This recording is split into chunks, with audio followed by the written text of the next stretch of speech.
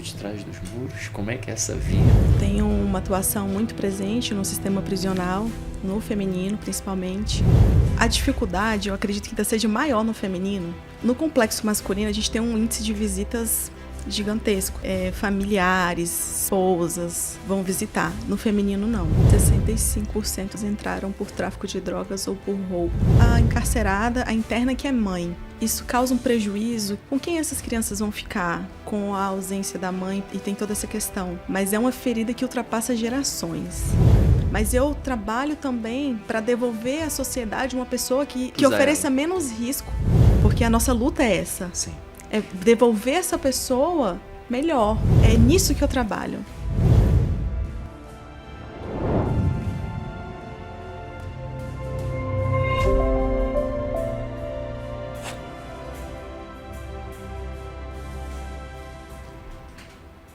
Por detrás dos muros, doutora Bárbara Fagundes. Eu tenho o prazer de te receber aqui no podcast num tempo em que o Brasil, o mundo, lança os seus olhares para Brasília. O universo político do momento, e aí aqui o podcast tem proposta de crescimento e não de polarização, sem prejuízo de que nós não fugimos do debate. A vida da advocacia é, na realidade, um desafio de quem fala, de quem se resigna, de quem se sente num fronte de batalha constante.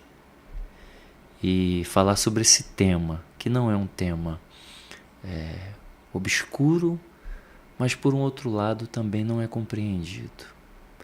A vida por trás dos muros, a realidade dos cárceres femininos no Brasil, propriamente no Distrito Federal, como isso é vivido. E isso tudo falado por uma advogada, que embora jovem, é experiente pela audácia da constância nesse trabalho. E isso me faz ter o prazer de receber você aqui. E olha que quando eu conversei com alguns colegas da área com qualidade nesse trabalho, e eles falaram, olha, a doutora Bárbara é a pessoa que vai conversar com você sobre isso e trazer para os nossos amigos ouvintes um debate de qualidade, uma apresentação do tema que nos angustia todos nós. O sistema prisional é uma ferida social, é também para alguns a última ratio no direito penal.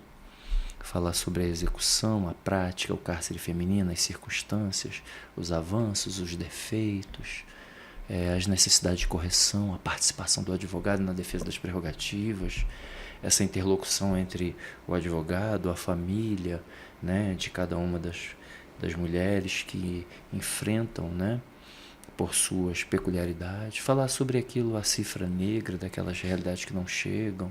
Falar também sobre aquelas que são injustiçadas, às vezes pela falha nos julgamentos, no exercício da atividade policial, judicante. Bom, desafiador o tema, por detrás dos muros. Como é que é essa vida? Por favor, dê-me essa alegria de aprender um pouco sobre o assunto.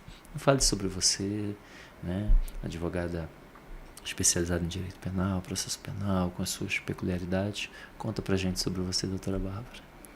Então, eu queria iniciar aqui agradecendo a oportunidade, porque como jovem advogada, participar de momentos como esse aqui é uma grande honra, porque é algo que a gente pensa que vai demorar, que não vai chegar, mas todos os dias surgem oportunidades, e oportunidades como essa aqui, de poder falar de um tema tão importante e que está tão presente no meu dia a dia. Tenho uma atuação muito presente no sistema prisional, no feminino principalmente, na linha de frente ali, tanto no sistema prisional como em defesas mesmo de processos criminais. Sempre quando tem um caso feminino, eu estou lá. Tribunal do Júri, faço também. Então, no sistema prisional em específico, como como jovem advogada, assim que iniciei a minha trajetória, enfrentei muita dificuldade, porque não tinha meios de acesso, ou parecia algo tão fechado que eu não conseguiria saber como atuar, como adentrar o sistema, o que poderia levar, como seria lá dentro. Mas, no dia a dia, foram surgindo novas possibilidades, foram surgindo portarias, assistência da UAB também, que por meio de portarias vem trazendo para nós essa informação de uma forma muito mais acessível, desmistificando muita coisa, né? Muitos medos. Eu acho que, através das comissões que eu faço parte, atuando mesmo junto a eles, em questão de prerrogativas, do sistema carcerário especificamente, também comissões de ciência criminal, sempre voltado à prerrogativa. Isso me abriu muitas portas, essa atuação nessas comissões, porque assim eu conheci pessoas, eu conheci também experiências, e isso me abriu portas para ter acesso à informação, a tirar esse receio, a entender que, de fato, a gente tem um sistema que, embora precise de melhora, já melhorou muito, já tem uma eficácia muito, muito boa, muito presente, especificamente no feminino, que é um presídio, né? É uma penitenciária feminina, mas que, se colocarmos num panorama ao complexo da Papuda, que é um presídio masculino, já é bem diferente. Já é um ambiente muito mais leve, eu diria. Não minimizando as dores de quem faz parte desse sistema, de quem está lá, os internos, as internas, mas é uma realidade diferente, de fato. E você fez essa distinção, né, entre o complexo penitenciário masculino e o feminino, e quem está fora, às vezes, não tem essa percepção, né? Em Brasília, nós temos, numa região, o complexo penitenciário da Papuda, sim, onde você tem diversos blocos, né, separado por peculiaridade, por unidades prisionais, que nessas unidades você tem a fase já de reabilitação, a fase dos provisórios, a fase dos que já tem uma sentença penal condenatória transitada em julgado, em caráter definitivo. Como isso funciona no sistema feminino? Primeiro, talvez para quem não tem essa percepção, onde está localizado geograficamente, como é que é essa divisão, né, do sistema feminino. Conta um pouco para a gente aqui. O presídio feminino, ele fica ali no Gama, numa parte um pouquinho mais afastada, mas não tão distante da cidade, como o presídio masculino é. Tem até uma previsão legal para que ele fique distante mesmo. Lá é um presídio com uma capacidade menor. Hoje a gente tem 685 internas no sistema prisional. Esse é um dado de hoje mesmo. Sim. E a capacidade do presídio são de 900 e poucas internas. Então, hoje ainda não é um presídio superlotado. Ou seja, se compararmos ao sistema prisional masculino, nós não temos superlotação. Não temos superlotação. É um presídio realmente menor, dividido por blocos. Lá a gente tem um bloco 1, 2, 3 e alas. Diferente do complexo masculino, que lá a gente tem unidades, a diferenciação de unidades e tudo mais. No feminino, não.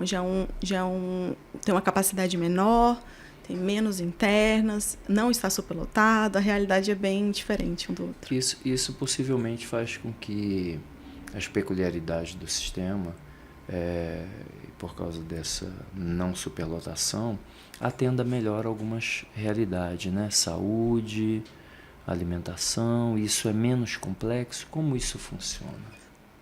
Eu não diria que é menos complexo, até porque hoje a gente divide, vamos colocar um exemplo aqui, um psicólogo para os dois complexos.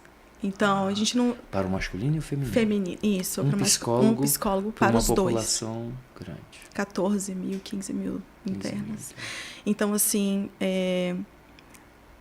a dificuldade, eu acredito que ainda seja maior no feminino, assim, porque no complexo masculino a gente tem um índice de visitas gigantescos. Familiares, esposas, vão visitar. No feminino, não. A dificuldade maior é a assistência material. Porque essas internas, elas não recebem... são pouquíssimas visitas. Se der uma olhada nos índices, 40, 45 visitas mês. Então, há uma dificuldade ali em ter acesso a atendimento médico, atendimento de saúde, né? Acredito que... Eu ouso a dizer que ainda é mais difícil do que no complexo masculino. E algumas perguntas surgem, né, para a sociedade em geral. Quais são as situações mais comuns que levam as mulheres ao sistema prisional? Hoje, 65% das internas que estão lá, elas entraram por tráfico de drogas ou por roubo. Tráfico de drogas. E na grande maioria das vezes, esse tráfico de drogas está ligado diretamente ao seu companheiro também. E por alguma razão, por estar ali no local, ela também foi imputado a ela o fato do tráfico. Mas a grande maioria é pelo tráfico. Pelo tráfico. Sim. E o Supremo Tribunal Federal, o STJ, tem posicionamentos sobre a questão da maternidade, né? Isso certamente deve ser um tema recorrente para os advogados, seja nas medidas invocadas, seja nos pleitos juntos ao sistema prisional, para que, de alguma forma, as crianças que nascem ou crescem em meio a essa ferida social que é o crime, embora presente e comum, né? E ainda mais por essa chaga que é o tráfico de drogas, essas crianças têm os seus reflexos. Conta um pouco da experiência, como você percebe isso nos casos em que atua, na sua atuação, como é que vocês têm conseguido lidar com essas dificuldades, porque isso está para além da petição, do recurso, sim, da audiência, porque é um fato social familiar, né? Embora ele traga seus reflexos para o processo, ele tem uma relação muito emocional com a família, com a criança, com a avó, com o avô, com o tio, com quem fica na retaguarda, né? Já que, pela sua experiência e os históricos e os dados concretos, elas, em regra, têm uma relação com o pai da criança, ou com o cônjuge, ou com o companheiro, então, possivelmente ambos estejam sofrendo as consequências do seu ato, ele preso, ou respondendo, ou foragido, e ela também, às vezes, no sistema prisional. E as crianças? Conta pra gente. Essa questão da maternidade e o encarceramento em si, eu acho que é a maior ferida ali naquele meio, sabe? Porque cada mulher ali tem sua história, tem a sua jornada, né? E muitas vezes, a partir do momento que ela entra para dentro do sistema, ela se torna mais um número ali no sistema, isso é esquecido. Eu falo no geral mesmo, eu acredito que tem essa questão social, o julgamento social mesmo, pela mulher que está dentro do sistema, porque se ela entrou ali, está ligada a um tipo de comportamento que não é julgado adequado, e tem toda essa questão. Mas é uma ferida que ultrapassa gerações, sabe? A partir do momento que entra especificamente a encarcerada, a interna que é mãe. Quando ela entra ali no sistema e ela deixa os seus filhos, isso causa um prejuízo que acho que não dá pra gente mensurar. Com quem essas crianças vão ficar? Qual o suporte que elas vão ter psicológico com a ausência da mãe? Porque muitas vezes a mãe, ela é ali a chefe da família, ela é o único suporte, é uma mãe solo. Então, com quem vai ficar? Sabe? Então, essa é a maior preocupação de quando eu vou lá conversar com uma interna, por exemplo. Como meus filhos estão? Com quem? Com quem que eles estão? Como estão? É isso. Então, assim, hoje, as internas que têm os seus filhos dentro do sistema penitenciário, às vezes já entraram gestante, né, ganham os filhos lá, elas ficam com eles durante 6 meses lá dentro, numa ala separada, voltada para essa atenção da amamentação. A alimentação também delas é diferenciada por conta desse período mesmo de amamentação, lactação, é diferente. Mas quando as internas entram e já têm os seus filhos aqui fora, é uma situação tão delicada. Eu ainda vejo uma falta de legislação, de entendimento sobre isso tão grande. De políticas criminais. De políticas públicas que entendam a necessidade daquela mãe no seu meio familiar. Porque a mãe é retirada de um dia para o outro, lógico, com todo o fator do que se aconteceu, o fator crime. Mas essas crianças, muitas vezes, elas ficam desamparadas, elas não têm uma outra pessoa, vão para uma adoção. E a mãe vai cumprir uma pena de 8, 10 anos e quando sair, não vai nem localizar seu filho. Diferente também, mas tão prejudicial e doloroso quanto as que deixam seus filhos aqui fora e ficam com avós ou com o genitor, que o genitor muitas vezes também os abandona, mas ficam aqui com as avós e essas avós não têm assistência material alguma acerca dessas crianças, sabe? Vem para elas uma demanda que não era esperada, eu diria assim, então é um custo a mais, é uma dificuldade a mais para dar conta daquela missão que lhe foi ofertada de forma inesperada, né? E assim, hoje a gente já tem legislação que fala acerca das mães com filhos que têm deficiência, que têm algum tipo de deficiência ou que são menores de 12 anos de idade, que tem apenas a mãe como núcleo exclusivo de cuidado. Isso até é uma disposição que está no próprio Código de Processo Penal, no seu artigo 318, que fala da possibilidade da prisão domiciliar humanitária. E isso vem sendo cada vez mais aplicado. A gente tem conseguido bons resultados nesse sentido, de demonstrar a necessidade dessa mãe ao cuidado do seu filho e assim, com um cuidado muito mais especial aos filhos que têm deficiência, tanto intelectual quanto física, que muitas vezes a mãe é o único apoio, nem a família quer abraçar a missão. Então, a gente tem conseguido bons resultados nesse sentido, de trazer essa mãe de volta ao seu lar, cumprindo, lógico, que requisitos, cumprindo também obrigações que são impostas, às vezes com medidas cautelares, como tornozeleira eletrônica, mas que elas conseguem voltar Os perímetros de limitação, seja ele de aproximação de algum lugar ou de saída de um determinado lugar. Horário de poder se retirar da residência, de estar dentro da residência, tem todo esse critério. Isso só abrindo uma pequena janela aqui, às vezes os nossos ouvintes que são colegas advogados, né, que participam conosco aqui, compreendem bem. Talvez a sociedade em geral, os nossos amigos, outras pessoas que não têm uma noção, seja desses aspectos, seja também de como funciona o sistema de controle, de monitoramento por tornozeleira.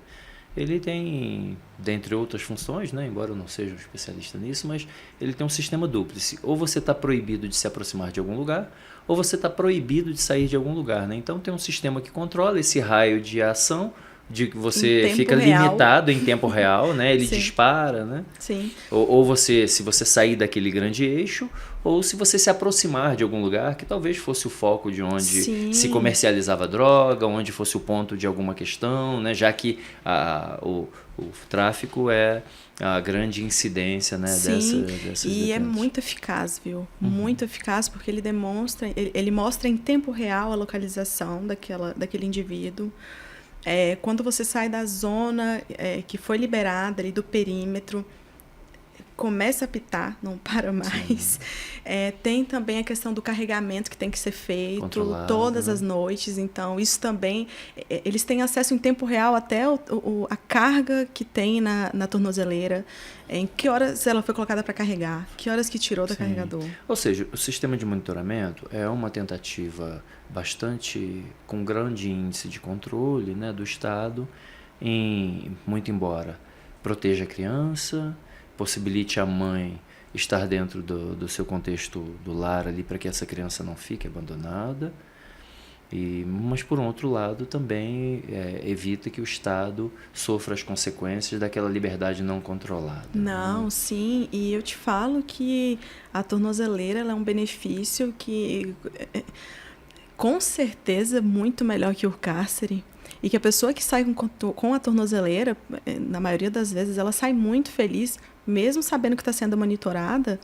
Mas, principalmente, essas mães que voltam para os seus lares, elas estão super satisfeitas de voltarem com a tornozeleira, até porque eu vejo uma consciência muito grande de que quando se adentra ao cárcere, você está pagando por algo que foi feito, sabe? Eu vejo essa consciência, assim, de que eu entendo.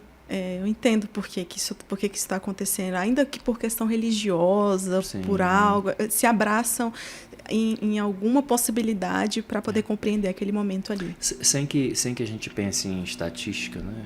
Mas o seu olhar é um olhar de que a rescindência é frequente ou não? É frequente, mas em relação à massa carcerária feminina, eu vejo uma possibilidade de reintegração muito maior. A sociedade. Sim, muito maior. Isso me remete a um fato aqui que está dentro da gente, do nosso diálogo, porque eu tenho uma formação de saúde também, além de advogado. Eu trabalhei em UTI pediátrica por 8 anos.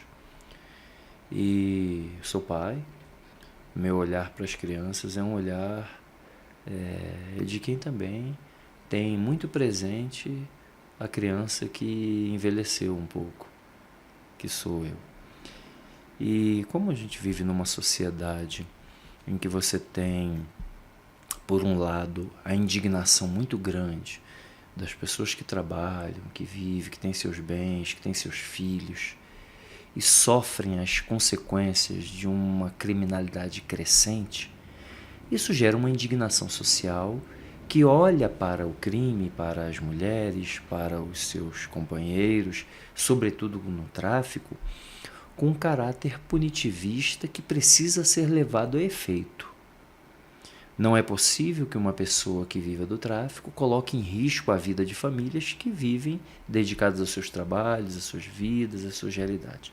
Então, este olhar é um olhar que olha com muita severidade, no sentido, não é possível, não pode o Estado querer ser generoso, bonzinho, cuidadoso, leniente com quem praticou essas condutas tão nefastas. Essa é uma vertente, essa é uma realidade. Não tem como deixar de ouvir essas interlocuções como legítimas, plurais, relevantes. Você imagina uma família que foi vitimada pelo tráfico e perdeu alguém, né? O tráfico também leva a muitos homicídios. Eu, por mais que não trate de dados aqui, eu já atuei num processo, num tribunal do júri, em que o tema que levou ao homicídio era as drogas. Recorrente. Essa família enlutada que perdeu um filho por causa das drogas, não tem como nutrir outro sentimento senão este de que a pessoa que praticou e todas aquelas vinculadas a ela tem uma consequência do Estado severa. Porque essa família vai precisar ficar trabalhando. E aí existe um livro bem bacana que no meu período da academia eu li, é o Direito Penal à Luz da Vitimologia. Como é que você olha para a vítima, né? O direito penal precisa ser olhado a partir da vítima. A pessoa que está no cárcere, por exemplo, uma mãe dessa que entra para o sistema prisional grávida e lá tem seu filho, tem um espaço para amamentar e tudo. A família que ficou do lado de fora também, a mulher daquele que foi assassinado, também estava gestante e vai ter que trabalhar para cuidar daquela criança. Veja que você tem dois polos, duas realidades semelhantes, ambas, de alguma forma, sofrendo as consequências desse comportamento social. Que dificuldade de lidar com isso, né, Bárbara? É uma dificuldade porque existem os dois lados. Mas a partir do momento que a minha entrega diz respeito a cumprir leis, a fazer valer direitos que são fundamentais, eu meio que tiro de dentro de mim essa parte de olhar só o geral, como é o comum que a gente faz, de olhar os dois lados, e vou em busca, na verdade, de cumprimento de direito fundamental, de disponibilizar àquela pessoa acesso a uma defesa de qualidade, uma defesa técnica, que proporcione a ela que ela seja reintegrada na sociedade, porque senão, em nada adiantaria o cárcere. Porque a função social do cárcere é a reintegração social, no fim. Então, se eu não trabalhar com esse viés de colaborar para que aconteça essa reintegração social, o que seria da nossa advocacia? Sim. Né? Eu entendo todo o sentimento que uma família enlutada ou que sofreu as consequências da criminalidade tem, o sentimento que ela sente, mas eu trabalho também para devolver à sociedade uma pessoa que ofereça menos riscos que ofereça menos risco, que de preferência não cometa o mesmo ato, porque a nossa luta é essa. Sim.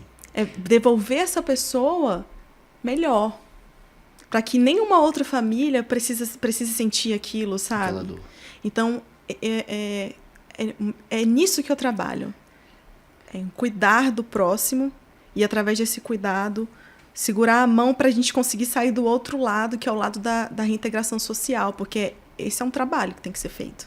Isso é bacana, porque isso me faz pensar, quando nós iniciamos o nosso curso de Direito, nós estudamos Direito Penal, Processo Penal, aí depois estudamos também Ciência Criminal e Políticas Criminais. Sim.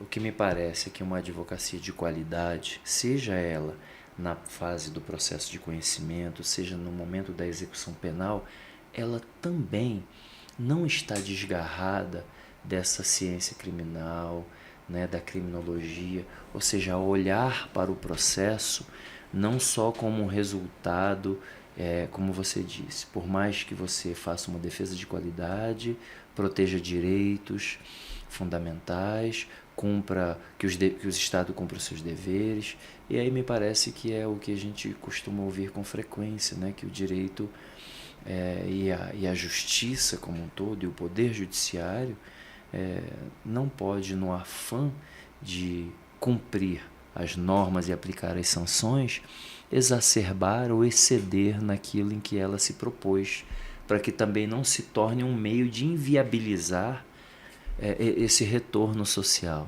Então, as políticas criminais, a criminologia como um todo, para entender esse fenômeno crime, e uma advocacia jovem de qualidade, com olhar técnico, mas com esse olhar humano, me parece que faz um empenho muito grande de cumprir esse papel social, que o exercício da advocacia é essencial à função do Estado jurisdicional. É isso. Quando você encarcera um indivíduo, seja lá pelo que ele cometeu, eu acredito que a tentativa do Estado é demonstrar para ele que, durante esse período, ele vai ter formas de tentar se ressocializar, se reintegrar à sociedade e, por fim, no cumprimento da pena, encerrando o cumprimento da pena, ele está pronto a voltar à sociedade sem reintegrar, né? Então, esse é o meu trabalho. Passo a passos de formiga, eu diria, mas passo a passo, trabalhar junto a essas mulheres, oferecer oportunidades lá dentro, no sentido de carta de emprego ou de conseguir um trabalho lá dentro da penitenciária, para que ela se qualifique, para que ela tenha acesso a algum tipo de atividade laboral, ainda que não seja remunerada, mas que, através do trabalho, ela vai conseguir reduzir até mesmo o tempo de cumprimento de pena. A cada 3 dias de trabalho lá dentro, ela vai conseguir remir 1 dia de pena. Então, é nesse empenho de demonstrar que, através do trabalho, através do estudo também, que existem as políticas públicas de estudo que são aplicadas dentro da penitenciária, ela consiga se qualificar e, por fim, se reintegrar nesse sentido. E uma pergunta curiosa, né? A questão desses trabalhos. O que você observa na saída? após o cumprimento da pena, ou nas formas de progressão de regime, livramento condicional e outras possibilidades de progressão. Como vocês têm conseguido enxergar esta realidade no Distrito Federal? Olha, quando ela sai do regime fechado e vai para o regime semiaberto, ela já está vinculada a um tipo de trabalho. Ela precisa estar trabalhando porque isso é previsto em lei. Então, eu vejo a tentativa. A gente não pode generalizar porque existem suas exceções, como em tudo existem exceções, mas na grande maioria das vezes eu vejo a tentativa de dar continuidade à própria vida mesmo. Cumprir o seu trabalho, voltar para cumprir a pena em si, eu digo assim. Ela sai, ela trabalha, ou trabalha internamente, porque hoje no complexo, na penitenciária feminina, a gente tem um trabalho lá dentro que é muito interessante. As internas hoje produzem seus próprios uniformes lá dentro. E elas estão conseguindo produzir até mesmo para o complexo da Papuda. Então elas também produzem para o masculino. Sim, elas estão trabalhando lá dentro. Tem também projetos em relação ao estudo, que muitas conseguem, através do EJA, terminar o ensino médio. Já saem com o ensino médio completo. E às vezes... seja, já pronta para um ensino superior, né? Podendo almejar outros desafios, elas outros projetos. Fazem cursos lá dentro, cursos de corte, costura, cursos de culinária, para poder já sair com alguma qualificação, ainda que técnica. Então, eu vejo que muitas dessas mulheres, elas, de fato, elas se empenham a conseguir ter alguma profissão, alguma qualificação para mudar a realidade aqui fora. Porque quando entraram, não tinha nem o ensino fundamental, o ensino médio completo, entendeu? Ou seja, e aqui fora talvez estivesse sofrendo as mazelas das pressões do crime e de tudo mais, e não conseguia levar esse projeto que é uma necessidade. E também, de talvez não ter conhecido o lado de fazer as coisas de forma correta, de ter tido talvez oportunidade, né? Porque as oportunidades não são iguais para todo mundo. Eu não acredito que as oportunidades são iguais. Tem pessoas que elas já nascem numa determinada pressão social. Num cenário social que não tem como você falar que aquela pessoa teve uma condição. Como, por exemplo, um filho de uma pessoa que está encarcerada. Teve uma história diferente da minha, da completamente. Sua. Então, assim, eu vejo um empenho para conseguir ter uma profissão, para conseguir saber fazer algo, sabe? Você sabe que agora você tocou numa parte que me emocionou muito, porque um dia desses, acho que é contexto de toda pessoa no Brasil, conhece um cantor nordestino que canta aquela Avohai. E ele conta a história que o pai dele faleceu afogado dentro de um açude aos 2 anos de idade.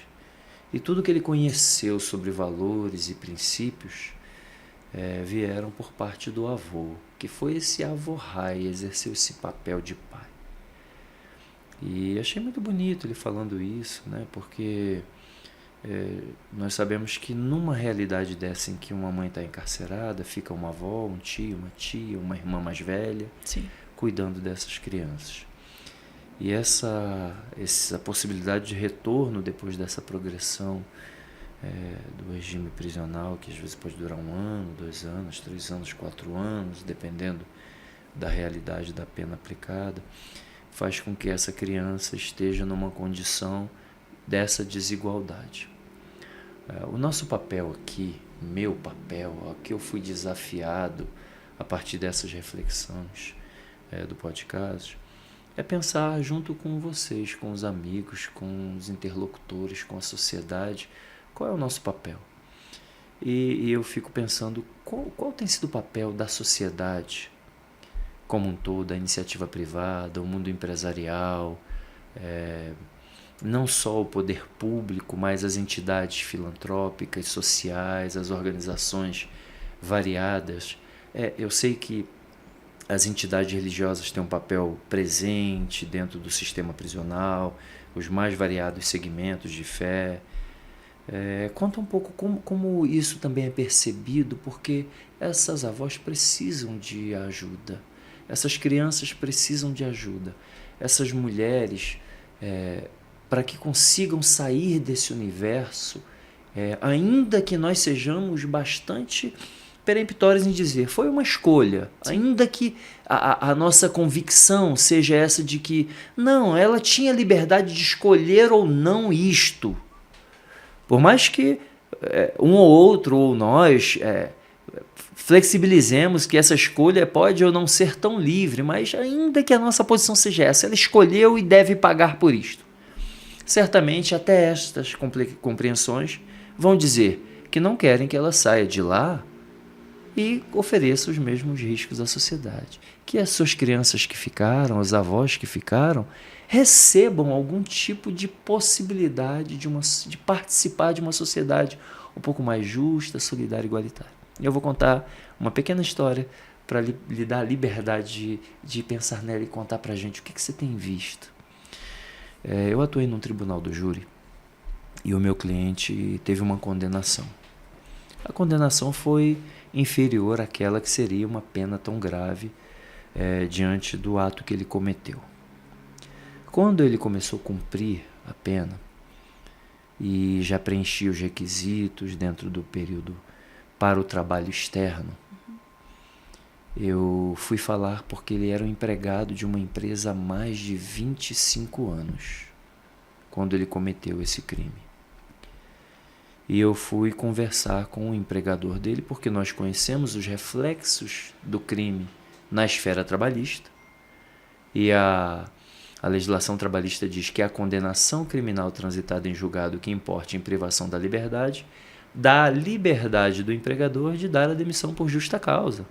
Esse é um dos reflexos, né, do crime na esfera trabalhista. Sim. E isso é bacana a gente conversar, porque o direito é intrínseco à sociedade. Não existe uma esfera do direito que não ligue a todos os fatos sociais. Bom, e eu fui conversar com esse empregador, falando, olha, ele foi condenado e ele, o senhor tem a liberdade agora, diante de todo esse cenário, de aplicar a justa causa, ele considera aquilo que foi de direito remanescente para que a família dele possa ter um mínimo de sustento. Tinha filhos pequenos, esposa e etc. E certamente ele vai nos ouvir aqui, e isso fica como um testemunho meu, através da história, que o empregador dele disse assim: ele me serviu há mais de 25 anos, como um funcionário exemplar, dedicado, de valor. Como eu poderia, numa hora dessa, em que ele, mesmo tendo errado e tendo que receber os reflexos da sua conduta, precisa de mim agora para o retorno da sua vida a um estágio anterior e quem sabe melhor. Não foi fácil. No sistema prisional ele envelheceu um pouco, adoeceu fisicamente, não tinha mais a mesma força de trabalho, com as mesmas realidades. Mas esse empregador apresentou uma lição para mim de humanidade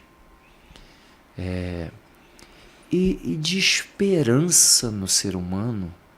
Nenhum de nós, sejam aqueles mais rigorosos, que entendem que a aplicação da lei penal precisa ser com rigor, sejam aqueles com um viés mais humanitário, que entende que a sociedade sofre uma chaga e precisa encontrar meios de minorar os efeitos dessas condutas sociais, seja um pensamento, seja outro, todos nós queremos que o ser humano melhore. Aquele que cometeu e aquele que pode ser a vítima, que a gente consiga ser uma sociedade melhor. Esse exemplo, para mim, certamente deve remeter você a algumas questões que você experimenta. Qual tem sido a participação? Foi essa a minha pergunta, né? Da sociedade, das empresas, da iniciativa privada, das comunidades de fé, das religiões em geral, do mundo acadêmico, o que os estudantes de todas as áreas. Você falou aqui, isso fica uma mensagem aqui para o Conselho Federal, para o Conselho Regional de Psicologia. Será que nós não temos a possibilidade de criar um estágio de grande repercussão para atender a sociedade, melhorando a condição psicológica da população carcerária feminina. É a hora da sociedade dizer que quer pessoas que voltem à sociedade em condições melhores. Foi uma reflexão minha. Essa é a proposta do podcast, é trazer para a gente esses debates que modifiquem a nossa história, que nos ajude a sermos pessoas melhores. Conta para a gente o que você tem visto nessa interação, o que a gente pode propor. Nós estamos aqui para propor. A assistência religiosa ela é essencial a esse papel de reintegração social dessas pessoas. Hoje, mais da metade dessas internas, elas têm acesso à assistência religiosa por escolha. Escolha mesmo, de participar ali daqueles atos, independente de religião, mas estão envolvidas a algo relacionado à fé, a fortalecer os seus vínculos, né, nesse sentido. Então, é primordial. Eu vejo também que existem algumas instituições nesse viés também para acolher essas crianças, porque nós, com certa distância de período, a gente tem as visitas, que são as visitas das crianças, que é uma visita especial, porque crianças com menos de 12 anos, elas não podem ir para uma visita comum. Então, mas existe um modelo de visita especial? Existe a visita especial, e nos dias de visita existem entidades filantrópicas nesse sentido de levar pula-pula, carrinho de pipoca, fazer pintura de rosto. Acredito eu que para tornar aquele ambiente menos pesado, porque é um ambiente pesado naturalmente, mas trazer ali para aquelas crianças um pouco de alegria, um pouco de conforto, de saber que vai ser um dia interessante, eles vão ver sua mãe, vão ver alguém sua que é tia, importante. Sua voz, sim. Alguém importante dentro de um contexto natural da vida. Claro, um contexto familiar, né? Mas que tira um pouquinho do peso ali daquele ambiente e tudo mais. Então, tem essas visitas e tem essas entidades que proporcionam esses momentos que, assim, fazem total diferença, principalmente na questão de saúde mental mesmo até dessas crianças, de estarem indo a um presídio, fazer uma visita, passar por aquele processo ali e ter uma lembrança de que hoje vai ser um dia legal, vai ter uns brinquedos para mim. Então, eu vejo um empenho nisso. Eu acredito que uma forma de auxílio e que faria total diferença a assistência psicológica para essas mulheres, para trabalhar mesmo nelas no sentido de ter segurança em si própria, a entender que a vida vai poder continuar, que há como continuar, sabe? Entender que não apagar o que aconteceu, sabe? Não é leniência, não é... Mas de demonstrar a ela... É possível recomeçar. Que é possível recomeçar. Por meio desse acompanhamento psicológico, demonstrar a ela que, olha, existem outras camadas que você pode acessar, outros caminhos que vão se abrir, você pode acessar, que vão ser diferentes desse. O resultado vai ser outro. Então, eu sinto muita a falta dessas políticas do Estado, que é o mesmo Estado que se compromete a ressocializar, mas que não consegue numa totalidade também por conta, né, dessa falta de assistência material. E a gente fala de assistência material, parece que, para nós que estamos aqui, parece uma besteira, digamos assim, assistência material. Mas como mulher, também como mulher, eu vejo que o encarceramento em si, ele já te tira todas as suas vaidades. Isso aí eu falo, porque no dia a dia a gente percebe, tira as vaidades, né, como mulher. Mas assistência material é assistência a atendimento médico, atendimento ginecológico, sabe? Das questões que são particulares, peculiares de cada mulher. Atendimento dessa questão mesmo psicológica, você ter um melhor direcionamento para aquelas que querem estudar, que ela seja ouvida com mais rapidez. Olha, eu gostaria muito de ler um livro e que fosse entregue um livro a ela, eu vejo certa demora. Chega, e também a gente consegue a remissão de pena por meio da leitura.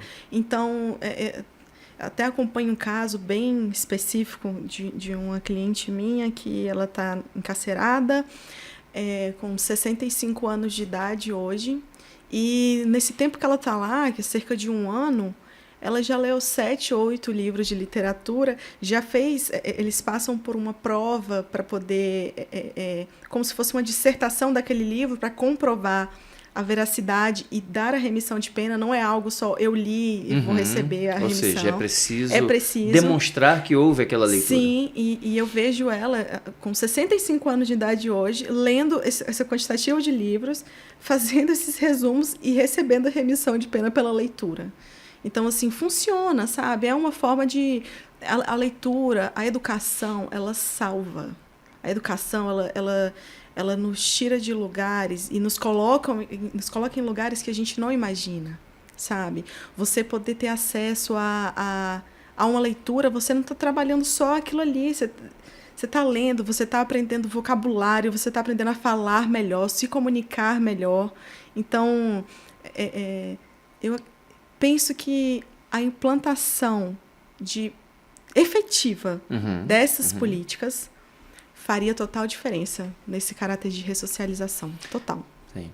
Vez por outra, nós vemos matérias e documentários e literaturas mesmo falando que há uma população carcerária que já cumprira a sua pena ou já teria os requisitos para as progressões, e por vezes isso não acontece, por mais variadas razões.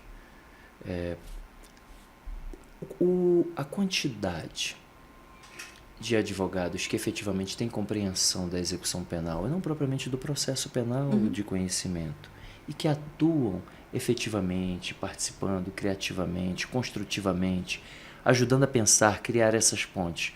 Você entende que é um número que tem essa compreensão e que é razoável nesta atuação no DF, para as mulheres? Eu entendo que falta esse olhar mesmo, porque, embora seja advogada criminalista, existe o advogado que é o advogado criminalista do processo penal como um todo, e o advogado que é um advogado criminalista que acompanha até a execução de pena, que é um outro momento, né? Você tem a condenação e a partir disso, a partir do momento encarceramento, você já está falando da execução de pena. Ainda que provisória, ainda que provisória. A pena já começou a ser cumprida. Sim, já começou a ser cumprida e já é utilizada para cômputo de cumprimento, ainda que... Já se aplica a lei de execução penal nas suas peculiaridades. Isso, ainda que de forma provisória, mas já está contando, né? Eu vejo que nós temos muitos colegas que atuam nessa área, mas é muito difícil aqui no Distrito Federal você ter acesso a um advogado que ele atua especialmente na execução de pena ou na execução de pena no viés feminino mesmo. E aí vem a minha pergunta: quais são os obstáculos, efetivamente, legais, burocráticos, que uma advogada criminalista encontra, né, ao tentar proteger as mulheres, ao tentar atuar, ao tentar melhorar o sistema?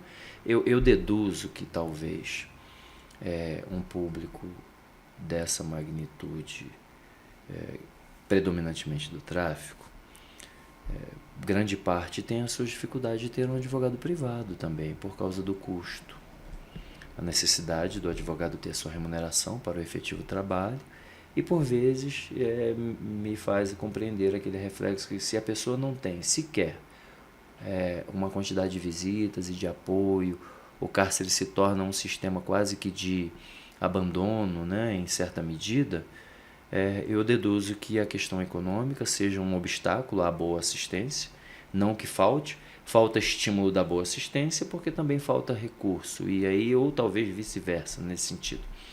E para o cumprimento da lei da execução penal, certamente tem obstáculos, né? E como é que você compreende eles aí? Eu te falo que o maior obstáculo hoje é essa falta de assistência material. Embora tenha vínculo total essa questão financeira, para que você tenha um atendimento com um advogado particular, existe também um papel desempenhado pela Defensoria Pública, porque eu vejo que tem uma grande sobrecarga, mas ainda assim existem... É uma camada que se esforça muito para conseguir exercer um trabalho de qualidade em prol da sociedade. Sim. Eu vejo assim que há um esforço gigantesco porque é uma demanda muito grande. Então não tem como você esperar que tenha um atendimento personalizado de um defensor público que vai atender que tem uma demanda outras, elevada. Sabe? É uma demanda muito, muito alta. Então esse é um obstáculo com certeza. A questão do abandono ali no cárcere é muito presente. No cárcere feminino, é muito presente. Eu te falo com certeza, porque enquanto a gente vê, é gritante a diferença. Porque se você pegar o quantitativo de visitas no complexo da Papuda, ainda que seja um complexo maior, com unidades e tudo mais, se você fizer uma breve comparação, você vê que não tem 10% da quantidade de encarceradas que recebe visita 10%. Periódica. Não tem. Não tem esse cuidado da assistência material pelo Estado de conseguir proporcionar a essas mulheres essa assistência material por conta da demanda, por conta de toda a dificuldade que se existe, mas também não tem essa possibilidade pela família. Então, elas ficam abandonadas mesmo. A grande maioria fica abandonada, porque não tem apoio dos familiares, que hoje a gente já conseguiu um grande benefício aí através das prerrogativas, que é a entrega de material de higiene e de vestimenta também alimento, que antes era de 30 em 30 dias, hoje no sistema feminino, né, prisional feminino, de 15 em 15 dias elas podem receber assistência material de higiene, que são itens de higiene pessoal, como sabonete, escova de dente, pasta de dente, absorvente. E de 30 em 30 dias elas podem receber também, além de, novamente, itens de higiene, alimentação.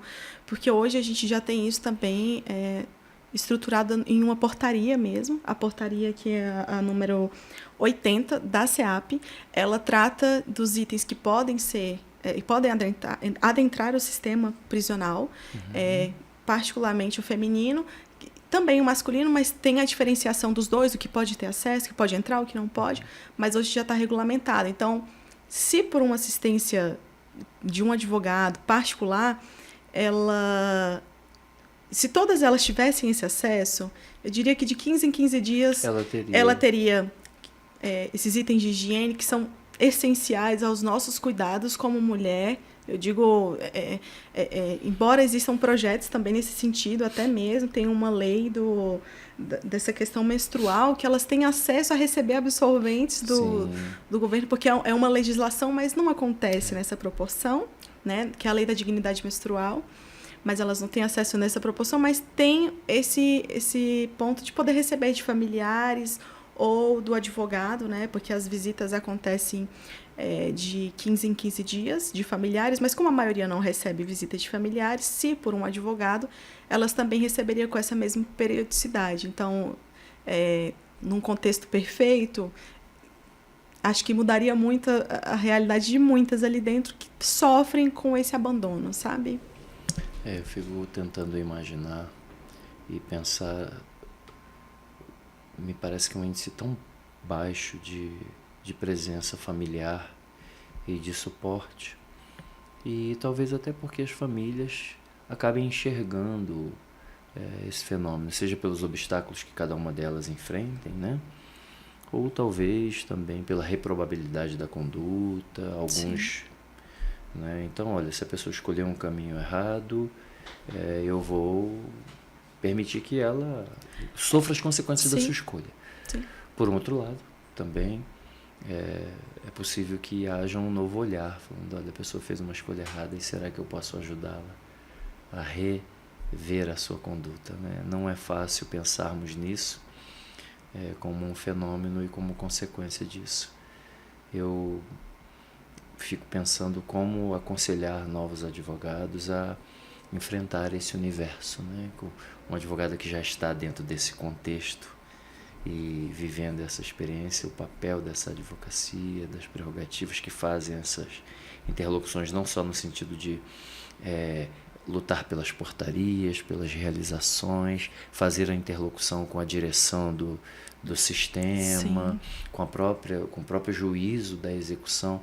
E fica uma pergunta: o juízo da execução penal em Brasília é unificado tanto para as mulheres quanto para os homens? Sim, é unificado e isso melhorou muito, né? A unificação? Sim, a gente consegue, em que pese a demanda seja muito grande, a gente consegue peticionar, consegue despachar, consegue tentar fazer as coisas andarem com certa celeridade, especificamente em casos que também são descritos em lei como prioridade, né? Essa questão de saúde, ou quando algum familiar dessas internas chega a falecer aqui fora, para que ela tenha esse último contato com o familiar. Então, isso melhorou muito na questão de conseguir peticionar, despachar, um trabalho mesmo aguerrido ali para fazer as coisas funcionarem, sabe?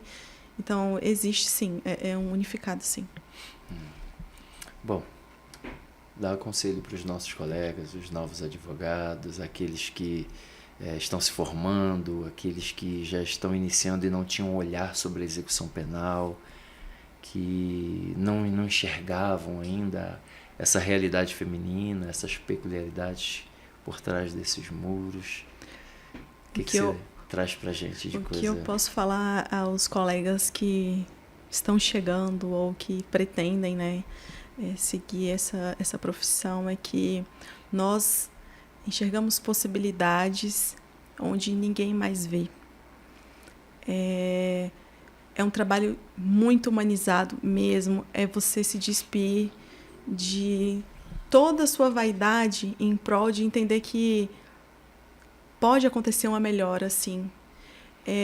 Dentre todas aquelas que estão ali, se uma delas sair melhor, a gente já vai ter conseguido um ganho.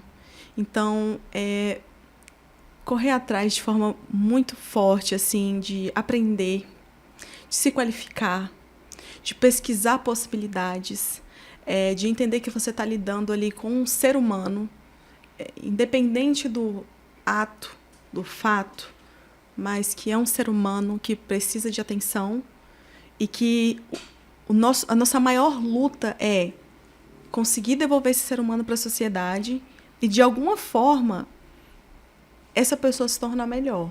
Então, assim, que se empenhe, sabe? Que aproveite esse momento, que quando a gente chega cheio de entusiasmo, de vontade, e é muito importante. Porque é aquela vontade de fazer as coisas darem certo, de fazer deveres, de fazer leis serem cumpridas. Então é isso, a gente se apega a tudo que a gente tem de legislação, de deveres, de direitos, e tenta aplicar ali para aquelas pessoas. E eu enxergo, sim, que um trabalho humanizado ele faz diferença. Ele faz diferença só não no direito criminal, mas como no direito civil, no direito de família. Quando a gente trata as coisas com humanidade, quando a gente abre o nosso coração para enxergar num panorama que você sai de uma caixa, enxerga como um todo, você não só melhora como profissional, mas como ser humano também, de conseguir enxergar naquele ali que já foi excluído pelo ato que fez, que já foi afastado da sociedade, que está ali cumprindo a sua pena. E eu não minimizo de forma alguma o sentimento familiar, o sentimento dos que ficaram enlutados por alguma atitude, eu não minimizo. Só que o meu olhar, de fato, é para que sejam cumpridas as leis, porque se em algum momento alguma dessas outras pessoas que estão aqui de fora também precisarem de mim, eu também vou olhar com esse olhar humano. Eu também vou enxergar que é um ser humano que precisa de acesso à saúde, que precisa de acesso à educação. Que não é bom que fique abandonado. Que se ficar abandonado, como vai ser a saída dele desse sistema? Ele vai voltar para cá? Que tenha forças, estímulos e meios de tentar retornar. Precisa ter estímulos. De modo diferente. Precisa ter meios de entender que pode fazer diferente, porque senão essa pessoa vai sair e vai voltar. E aí a gente começa esse processo do zero de novo, porque não foi eficaz. Sim. Quem é esse público, doutora Bárbara? De 600 e tantas mulheres, qual é a faixa predominante de idade? Porque quando a gente está pensando num retorno, num recomeço, no olhar do advogado para essas mulheres, da advogada para essas mulheres, quem são elas? Elas são aquelas que estão entre 30 e 40 anos de idade. Nesta faixa? Tá? Nessa faixa. Ou seja, tendo um olhar estatístico, são mulheres que terão pela frente 40 ou 30 ou até 50 anos de vida, já que é uma geração, né, anterior à minha. Ou seja, são pessoas que têm muito mais pela frente do que aquilo que já viveram. É preciso, então, que sejam os interlocutores advogados, a sociedade como um todo, os empregadores, as empresas, o Estado. Quando você fala, né, que o Estado não dá conta dos psicólogos e tudo, e há um déficit, eu fico pensando, né, o Estado é a reunião de todos nós. Esse contrato social que vem desde do Iluminismo, né, e da Revolução Francesa, a vontade de todos reunida nesse contexto gerencial do Estado. Quanto maior a participação dessa sociedade, melhor esse Estado que ela de alguma forma reúne como vontade vai conseguir enfrentar esses problemas. É por isso que eu perguntei qual é a participação. Eu, mesmo não vivendo essa experiência cotidiana como a colega, eu percebo uma ausência muito grande da sociedade. Eu creio que, tirando as comunidades religiosas, me parece que é um universo que fica relegado. É claro que se você olhar numa população de 3 milhões de habitantes no Distrito Federal hoje, aproximadamente, se eu não estiver equivocado, né? Aproximadamente. E você ter menos de 700 mulheres encarceradas, cumprindo um regime prisional, é um percentual que não é elevado. Sim. Mas ele é elevado sob o ponto de vista dos reflexos na vida de muitas famílias, que, se multiplicado pelo número de agentes, tem os seus reflexos sociais, e certamente cada um de nós quer que isso diminua cada vez mais e essas pessoas possam ir retornando. É claro que o crime não deixa de acontecer, ele é um fato social. Sim. Mas na medida em que ele vai acontecendo, que ele não se torne cíclico, né? Que a pessoa que cometeu entre, consiga o apoio, o suporte, tratar, né, as bases daquilo que aconteceu, não deixar os seus filhos aqui fora sem nenhum tipo de amparo, para que eles não se tornem os encarcerados de amanhã, né, que essa realidade seja modificada.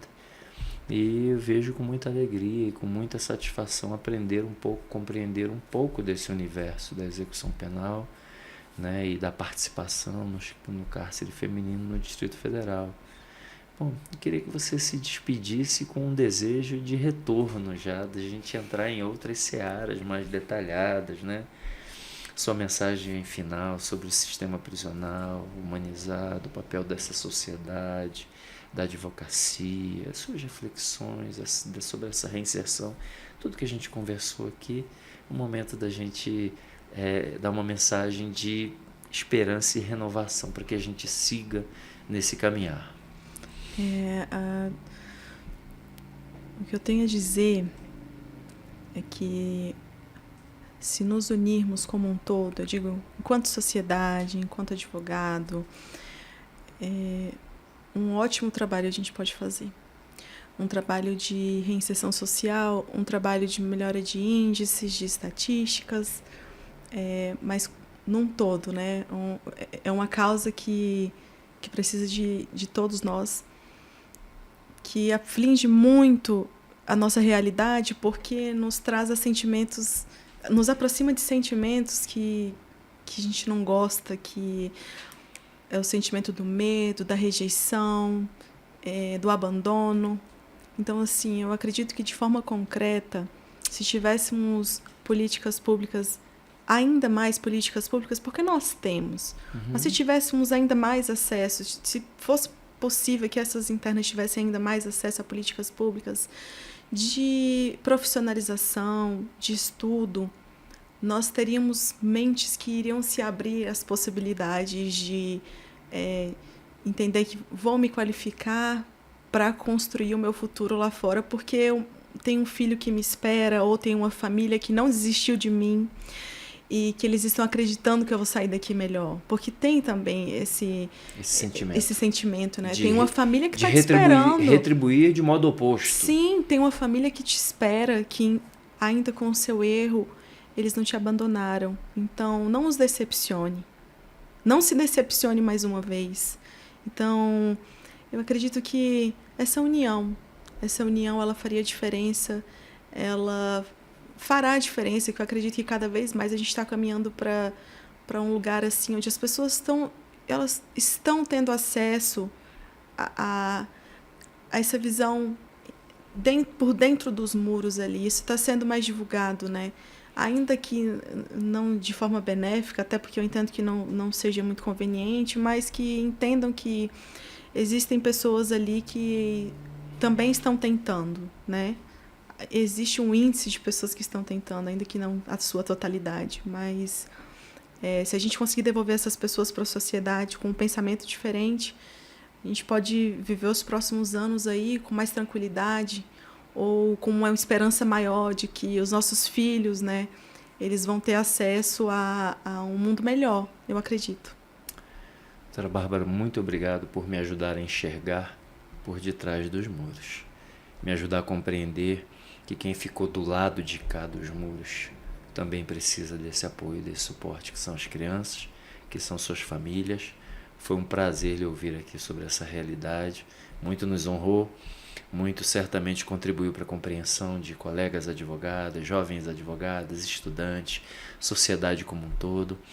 Fico no meu imaginário aqui pensando o que nós como sociedade podemos fazer para transformar essa realidade e ajudar essas pessoas, os que ficaram de um lado e aqueles que estão do outro.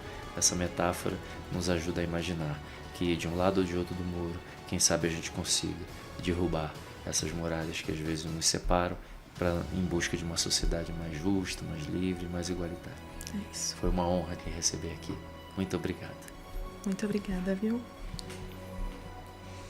Se essa história mexeu com você, é porque vidas tocam outras vidas, assim como o direito é intrínseco à sociedade, a sociedade é o direito. Compartilhe com quem você acha que vai ser legal.